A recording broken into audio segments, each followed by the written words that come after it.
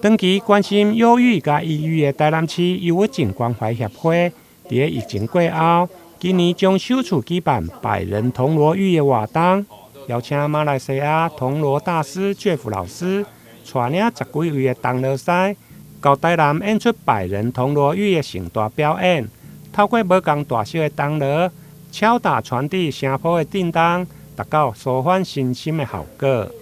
先来听，这个是一个小的锣，然后它的声音大家都能够会让我们整个身体能够会有比较轻松，会有比较疗愈。因为有不同的铜锣，它能够在我们身体上面会有产生不同的共振。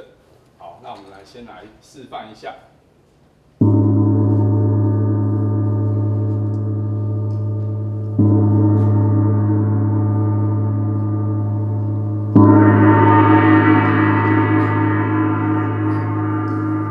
我们这个百人铜锣浴，我们在进行的时候，那主要是说，我们会希望说民众能够戴那个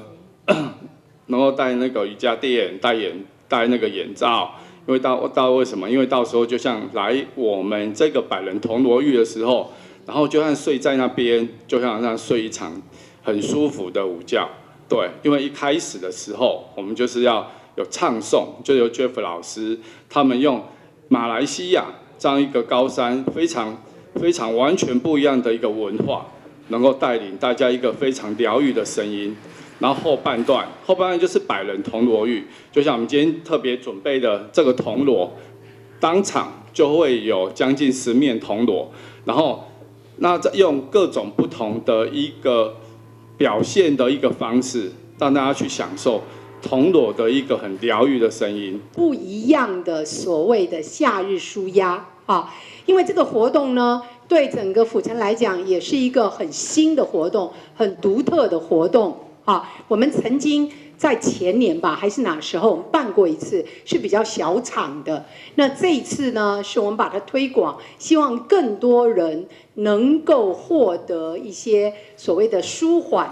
让自己的身心更调和。伫市府卫生、社会甲体育局的支持，活动将伫8月6號下午2點，伫永華綜合運動中心2樓舉辦。歡迎有興趣的民眾，會用嚟向社團法人台南市憂鬱症關懷協會免費索票。台南新聞林根採訪報道。